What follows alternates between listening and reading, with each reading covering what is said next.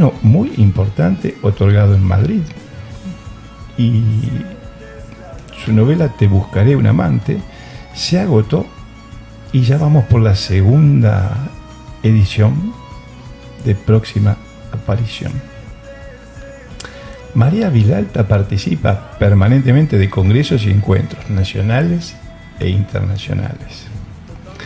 Fíjense, miren, anduvo por las universidades de Colombia, de México, de Perú, de España, de Túnez, Paraguay, Uruguay, Brasil, Perú, Puerto Rico, Ecuador, México, Panamá, Canadá, Marruecos, España y California. ¿Se imaginan todas las cosas que tiene para contarnos esta tarde? Es tremendo con lo que ha viajado esta mujer. Pero se ha especializado también en literatura infantil. Tiene un máster en literatura griega y latina, hecho en el año 2022, es decir, hace poquito, en la Universidad Tec de España. Es asesora pedagógica de la Academia Mexicana para la Educación, Investigación, Ciencias, Artes y Humanidades. Y como si todo esto fuera poco, reside en la ciudad de San Lorenzo, donde es una gestora cultural muy reconocida y desde hace 17 años encabeza y preside la Feria Internacional del Libro de la querida ciudad de San Lorenzo. Miren todos los pergaminos que tiene María Vilalta. ¿Cómo estás? Hola, buenas tardes. ¿Cómo están ustedes? Muy bien, muy contentos de recibirte, muy contentos. Le vamos a pedir a nuestro operador, Nico Urquiza, que no se olvide del Zócalo y que basta con que ponga escritora. Sí, escritora para mí ha sido todo un desafío llegar a esa palabra. Estuve muchísimos años sin decir que lo era.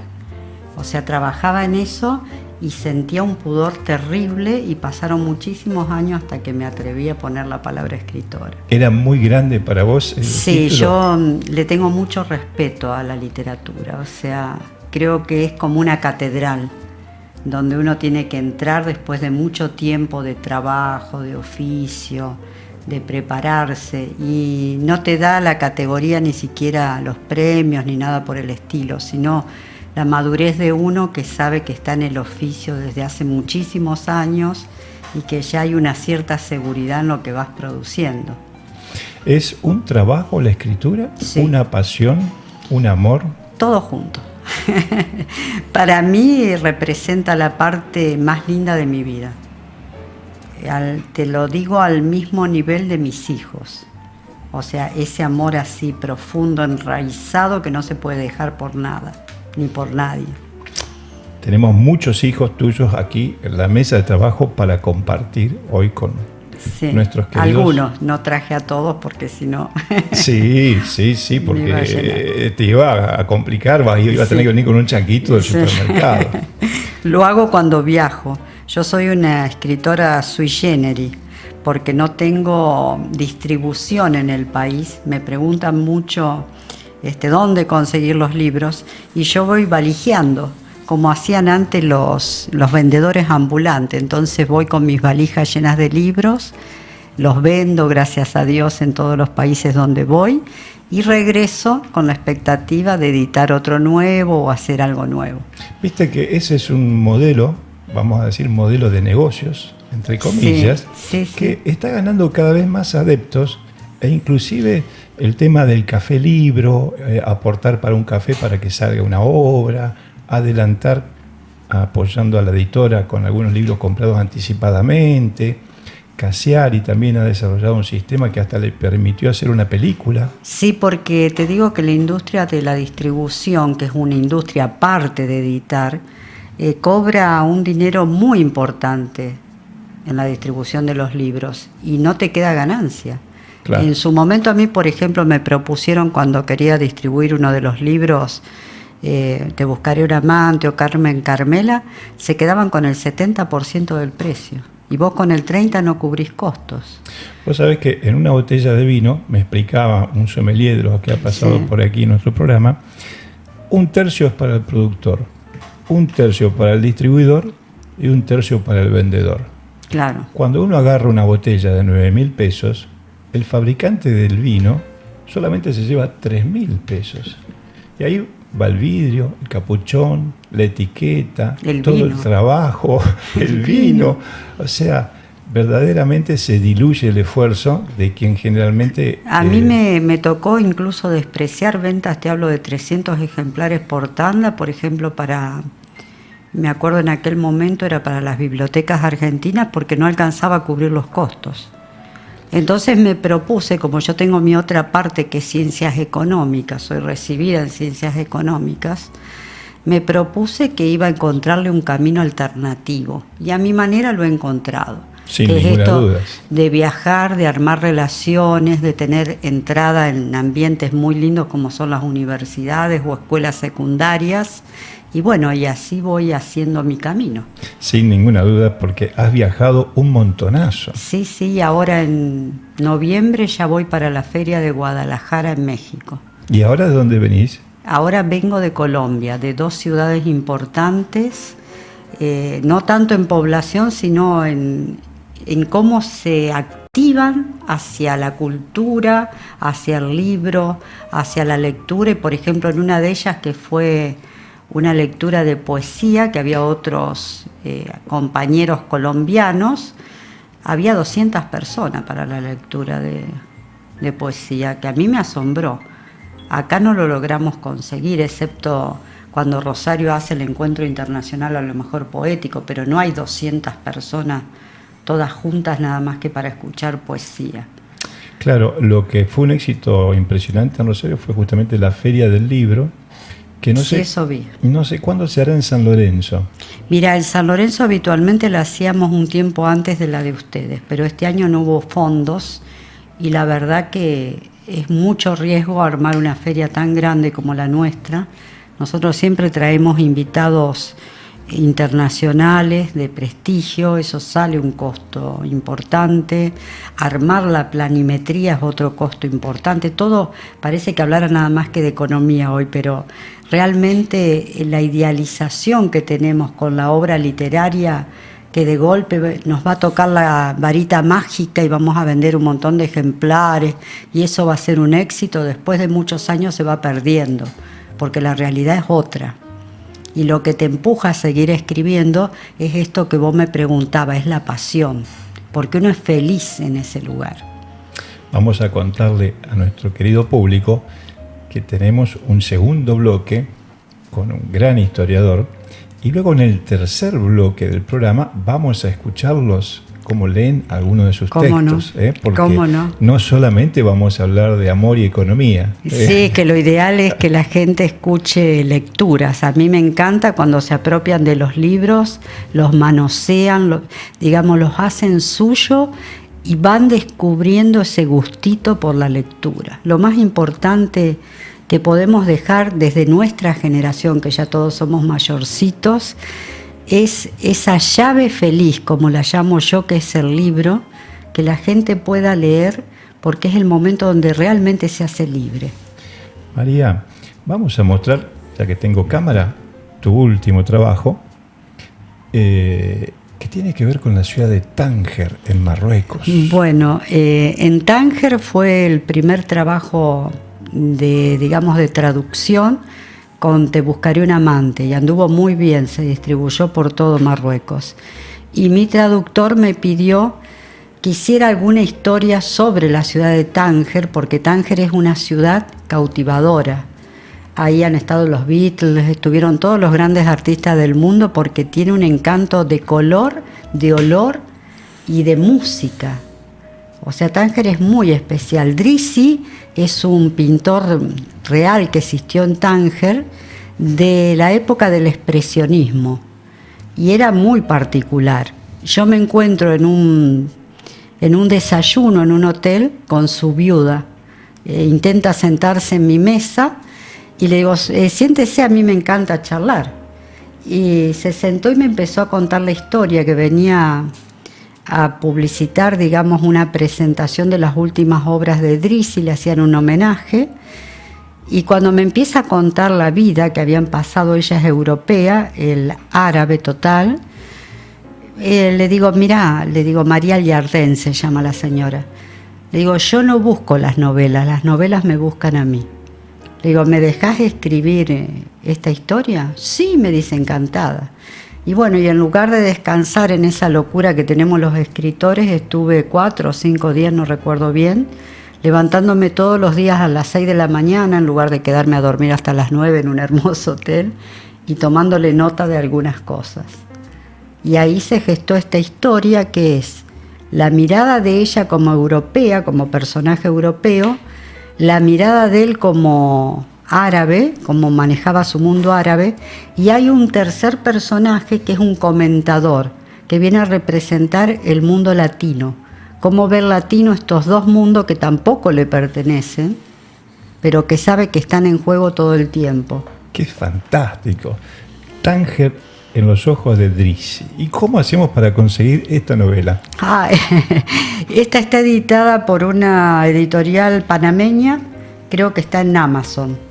Macpherson es la editorial. O sea que si la queremos adquirir, sí, nos dirigimos a Amazon y probablemente y la piden. Sí, por la Macpherson. Sí, sé que funciona así porque una amiga en California la pidió y le llegó muy bien. O sea, esta editorial, bueno, también ahí en Panamá estuve en la Feria del Libro de Panamá presentando estas cosas.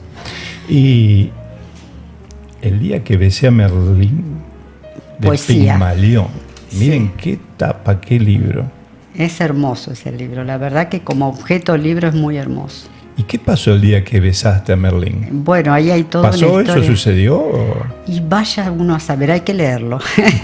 No se pueden contar esos secretos.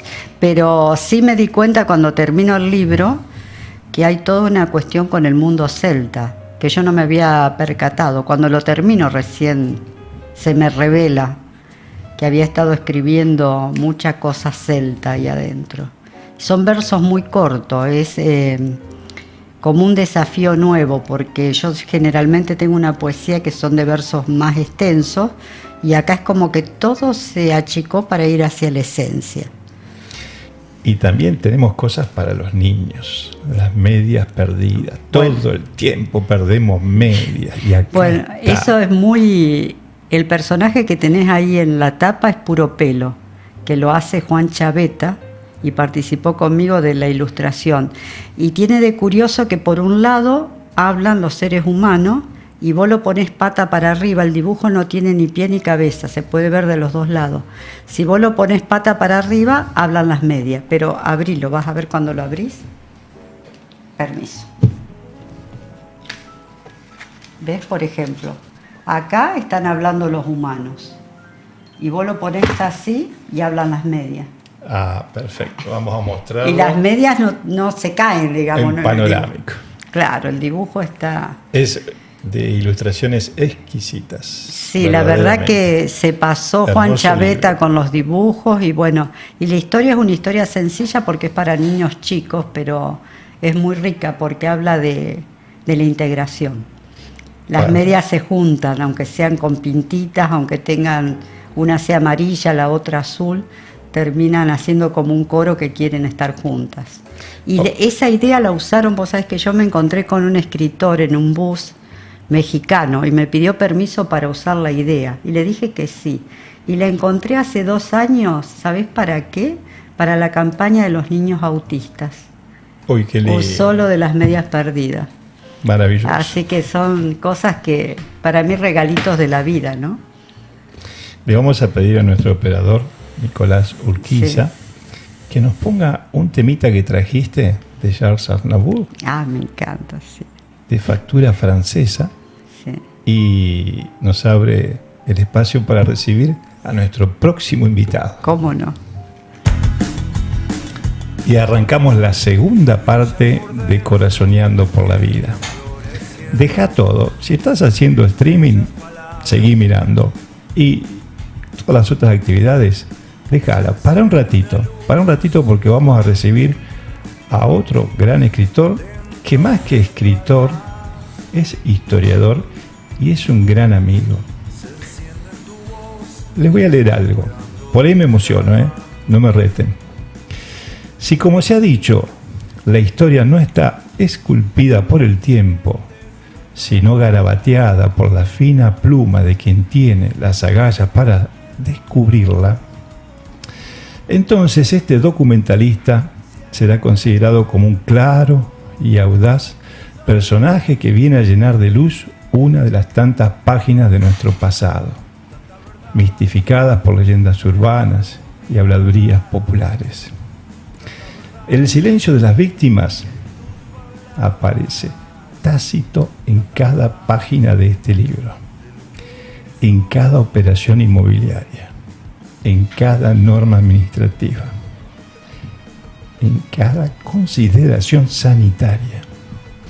Aquellas mujeres excluidas del sistema económico, de la contención social y muchas veces del amparo de sus propias familias, terminaron encontrando en la prostitución la única fuente de sobrevida. Gerardo Robledo. El viejo, el nuevo y el otro. ¿Cómo va, Gerardo? Me emocionaste. Bien. Bueno, gracias por estar aquí.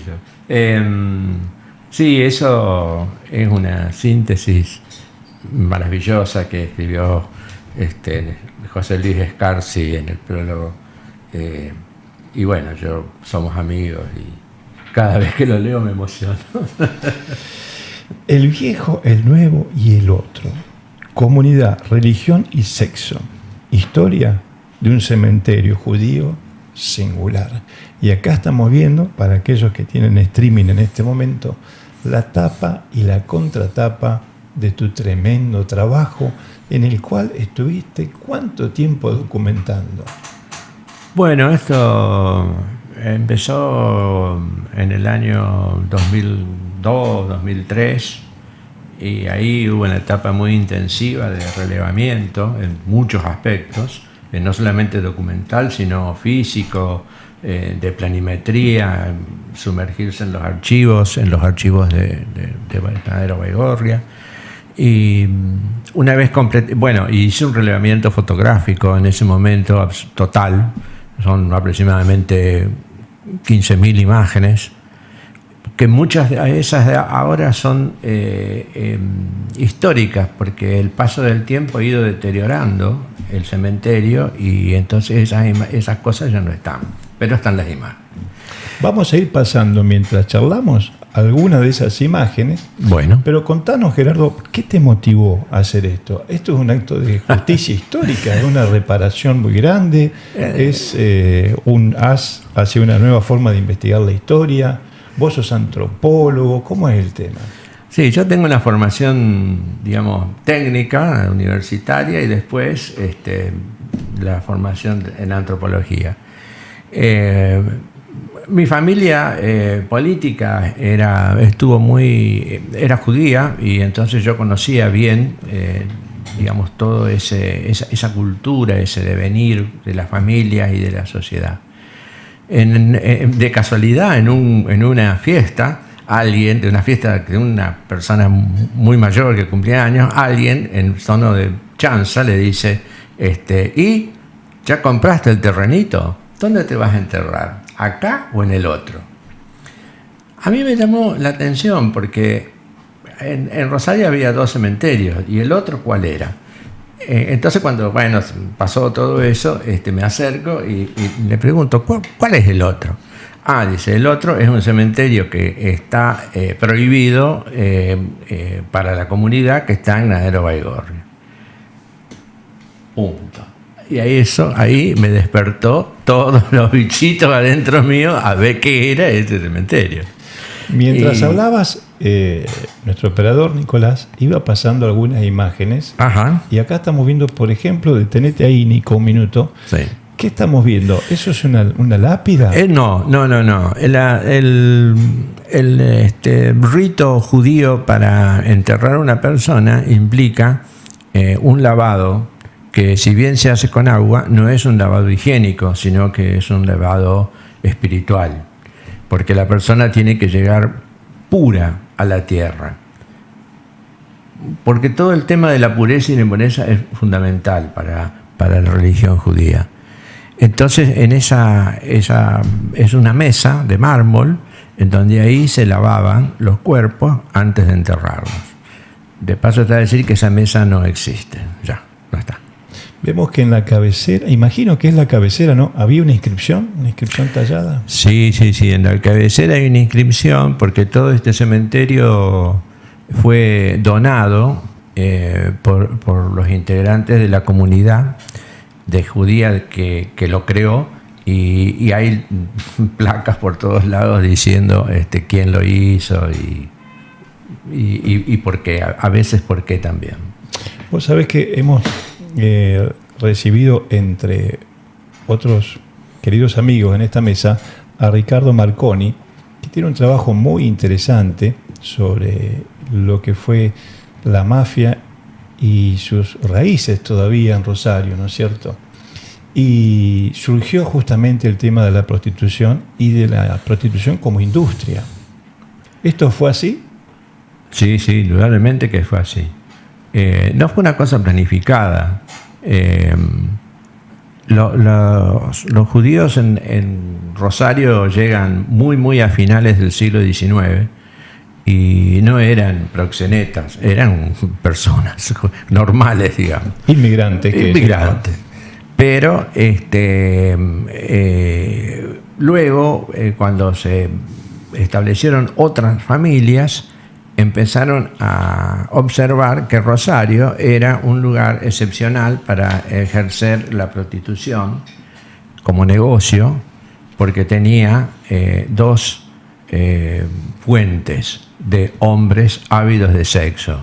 Uno era el puerto, en donde imagínate que en esa época los viajes duraban un mes o dos, y el otro eran el tren, los peones, golondrinas, la gente que iba de un lado a otro, los viajantes, toda gente que en general en esa época eran hombres, y eran hombres solitarios, eran solos. Entonces cuando llegaban a una gran ciudad, buscaban sexo.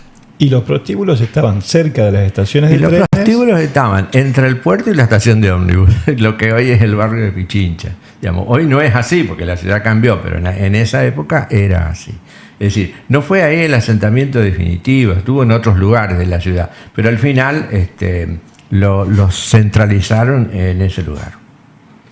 ¿Y de cuánta gente estamos hablando, Gerardo? Bueno, digamos, los que manejaban eso no solamente eran judíos, digamos, había franceses, italianos, muchos criollos, y no había tantos prostíbulos. Es decir, había 20, 30, digamos, no más que eso. Tampoco había tantas prostitutas. Y un mito que fui comprobando durante la escritura de este libro es que en general las prostitutas eran argentinas, no eran extranjeras, ni eran polacas la mayoría. Es decir, hay por ahí algunos gráficos donde se muestra que el porcentaje de extranjeras era menos del 10%, y dentro de eso el porcentaje de polacas sería la mitad. O sea que eso que eran las polacas y todo eso era mentira. Es más, hay algunas anécdotas muy lindas en donde a las prostitutas argentinas les enseñaban algunas palabras en francés para que parezcan francesas. Uy, mira, y estamos hablando de la época de la libreta sanitaria, donde la prostitución estaba...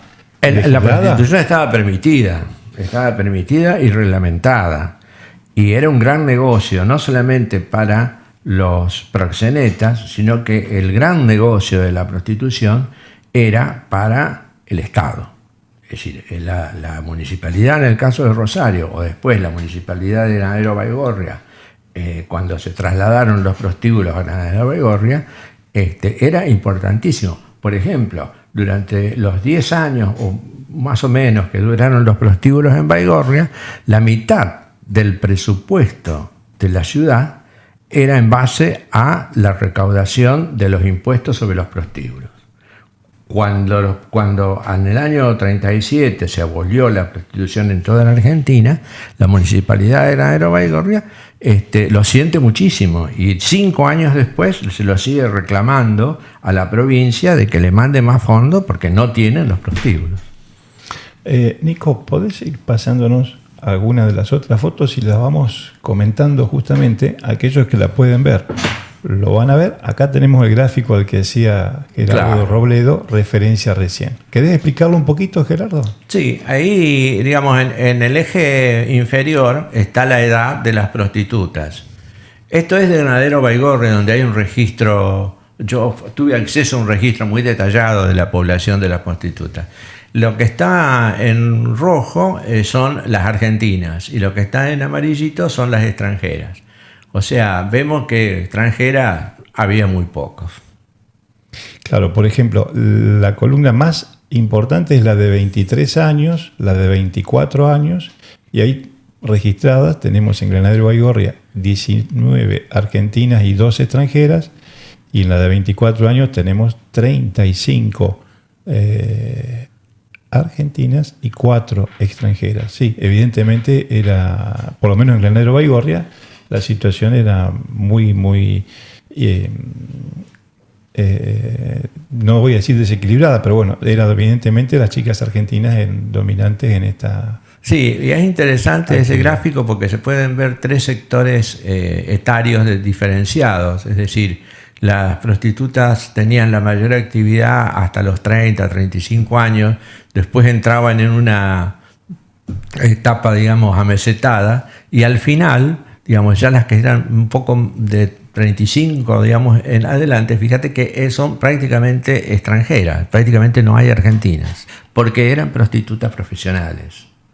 Ah, claro. Eran prostitutas que habían venido de Europa porque en Argentina ganaban aproximadamente entre 10 y 15 veces más que en Europa. ¿Quién lo diría? Hoy es a la inversa. Claro. Hoy es a la inversa, por lo menos con España estamos 4 veces abajo. Sí, sí, y los sí, precios sí, de supermercados son iguales. Sí, sí, sí. Sí, sí. En Buenos Aires hay unas historias muy lindas comprobadas en que, por ejemplo, algunas prostitutas muy conocidas se hicieron tanto dinero que cuando terminaron con su actividad pusieron una joyería. Claro. E inclusive vos recolectaste muchas historias en tu trabajo, ¿no es cierto? Historias de fuentes documentadas. Sí. Todo lo que está en el libro, todo lo que está en el libro está basado en documentos o en relatos directos de los descendientes, porque ya cuando yo hice el libro no había gente viva de aquel momento, pero los hijos sí estaban. Me dio mucho trabajo porque nadie quiere hablar de eso, porque para los judíos es una mácula. La prostitución, el cementerio, por otro lado. Tanto es así, tan importante es que en la década del 20, los 2 rabinos más importantes de Argentina hacen lo que se llama un edicto rabínico, en donde dicen, no lo dicen directamente, pero dejan entrever que a raíz de lo que sucedía en Buenos Aires y en el país, nadie podía acceder a la condición de judío. ¿Sí? No podían convertirse. ¿Y por qué? Porque el procedimiento de captar a las mujeres muchas veces, o en general, las de europeas, iban a Europa, se casaban y después volvían. Y acá en la Argentina tenían hijos, pero esos hijos no eran judíos, entonces después había que convertirlo, había todo un tema ahí. Bueno, entonces estos 2 rabinos hicieron este edicto rabínico y lo aprobaron en Alepo, que era en ese momento el lugar donde los rabinos, tenían ¿cómo me puedo decir? La sede. Sí, era como el papado, digamos, ¿no? Bueno, y en el final del edicto dice que este edicto va a regir hasta el final de los tiempos. O sea, que ese edicto hoy día está vigente. Y en la Argentina, no sé exactamente ahora, pero durante todo este tiempo no se podían convertir acá en la Argentina personas no judías a judíos. Tenían que ir fuera del país o a Israel. O sea, fue un tema muy importante. Y lo sigue siendo entonces, ¿no? Por la vigencia de este edicto. Mira, lo sigue siendo y lo sigue siendo en la memoria de los residentes, de los descendientes judíos. Yo cuando empecé a hacer este trabajo me encontré con una... Lo primero que hice fue ir a las organizaciones locales que me dijeron directamente, no, este cementerio no está reconocido, así que nosotros no tenemos nada que ver. Bueno, le digo yo, pero a mí me gustaría que me digan cómo se hace un cementerio. No. Bueno, a mí me gustaría que yo traigo las fotos de las lápidas, que me las traduzcan del hebreo. No, tampoco. ¿Y a dónde puedo ir? No. Así, no. Claro, hay una resistencia. Tanto es así grande, que yo toda busqué en Buenos Aires traductores oficiales del hebreo y nadie lo quiso traducir. Y lo tuve que hacer traducir en Francia y en Israel. Gerardo, entonces empezaste en el 2002 con este trabajo. Así es. ¿Y cuándo lo terminaste? Nunca. Es decir, que está vivo todavía. Está vivo, sí, sí. La parte de, digamos, el libro así como está hoy, se terminó de hacer en el año 2021, 2022. Pero siempre surgen nuevas situaciones. ¿Y lo has presentado ya en la Feria del Libro? En algún evento no, porque no he conseguido editorial que lo quiera editar. Es decir, que estamos en presencia de un inédito en nuestro programa. Sí, exactamente. Estamos en presencia de un libro inédito. Reiteramos, Gerardo Robledo, el viejo, el nuevo y el otro. Comunidad, religión y sexo, historia de un cementerio judío singular. ¿Y por qué es tan singular este cementerio? ¿Tenía una fórmula de autosustentabilidad? ¿Se autosustentó este cementerio? Sí. Los cementerios judíos que se hicieron en estas características por los proxenetas, bueno, porque ahí hay que aclarar que en el año 31, a raíz de un movimiento internacional, no local, se expulsa a los proxenetas de la comunidad judía. Esa expulsión implicaba básicamente no comercializar, no contraer matrimonios con esa gente y no les prohibían el enterrarse en el cementerio autorizado. Entonces esta gente lo que hizo fue y se hizo un cementerio, digamos. No, y manejaban mucho dinero. Es decir, no hay registros de eso, pero por las obras que hicieron y por el cementerio hicieron los prostíbulos en Granadero Baigorria. Imagínate que compraron en Granadero Baigorria una media manzana y hicieron 2 prostíbulos. Construyeron aproximadamente 1.500 metros cuadrados y lo hicieron en aproximadamente 10 meses. Y la gran cantidad de las cosas que pusieron ahí son importadas.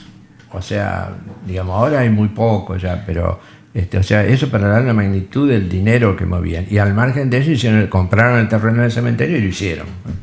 Gerardo, la gente que quiera leer tu trabajo, ¿cómo puede hacer? ¿Te contacta? Me contacta. Ahí está el... Gerardo Adolfo Robledo.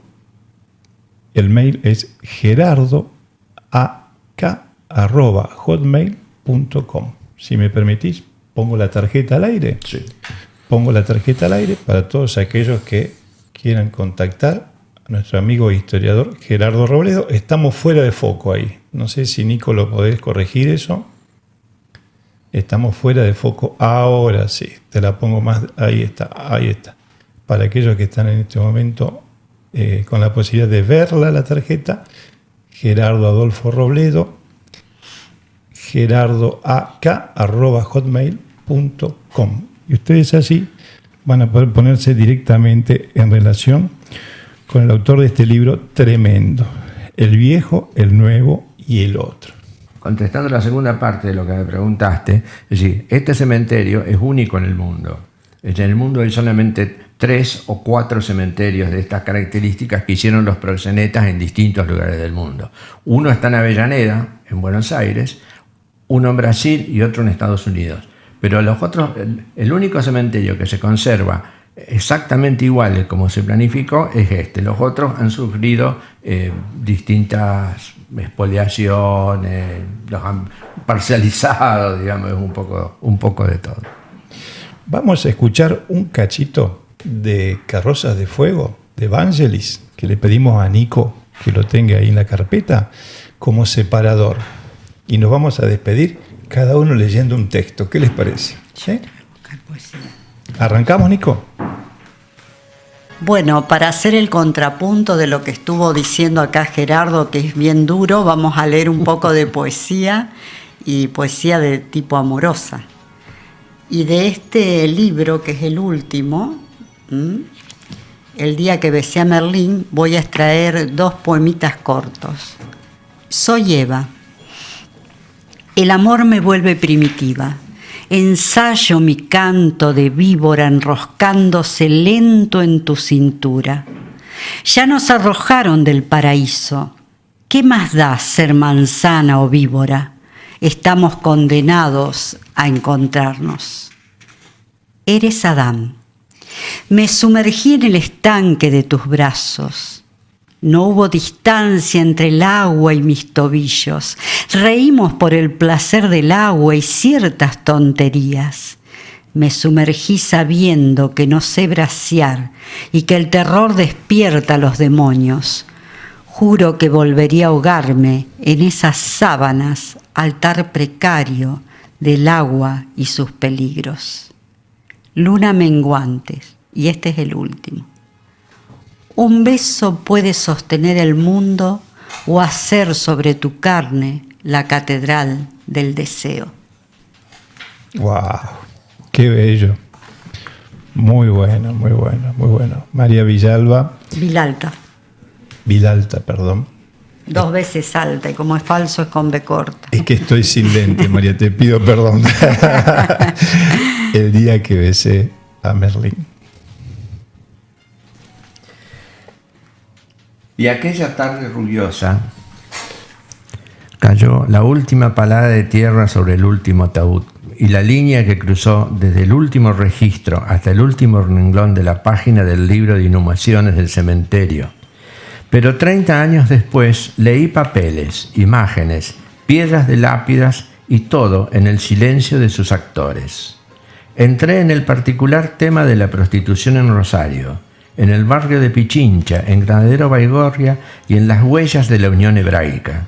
Inicié un recorrido con la mirada distante, desde nuestro presente hacia un siglo atrás. Investigar este pasado fue transitar y trastrabillar en un territorio extraño y ambiguo, tratando de adentrarme en la vida de protagonistas. De esa información surgió un escenario silencioso. Pero estos actores tuvieron descendencia y a través de ellos accedí a retacitos de sus recuerdos. Porque recordar es mucho más que actualizar una escena, es volver a pasar por el corazón, y traté de unir los corazones. Este grupo de impuros fue segregado de la comunidad judía, es decir, se le negó la pertenencia. Quedaron sin pasado y sin futuro judío. Lo que vivieron es inenarrable, se lo silenció.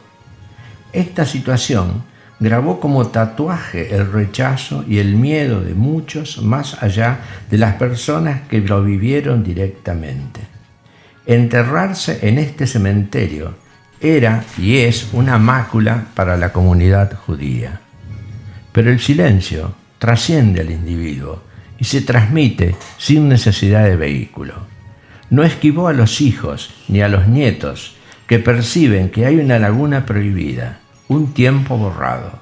Ellos, al recordar a sus mayores, intuyen la fragilidad de lo que vivieron, lo que no está en el relato de sus recuerdos. Pero allí continúan los muros del cementerio, sus árboles centenarios y las lápidas solitarias que gritan, en silencio, con ausencia de palabras, como piedras negras arrojadas al viento.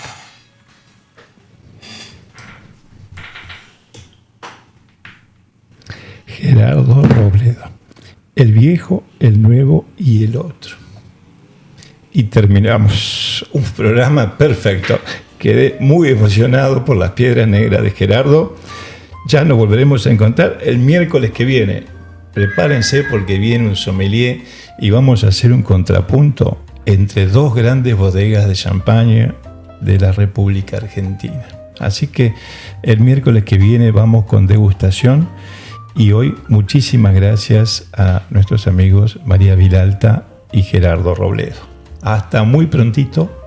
Chau, chau, y no se pierdan de Eso Sí Se Habla. Ya están aquí, hoy recargados. Chau, chau.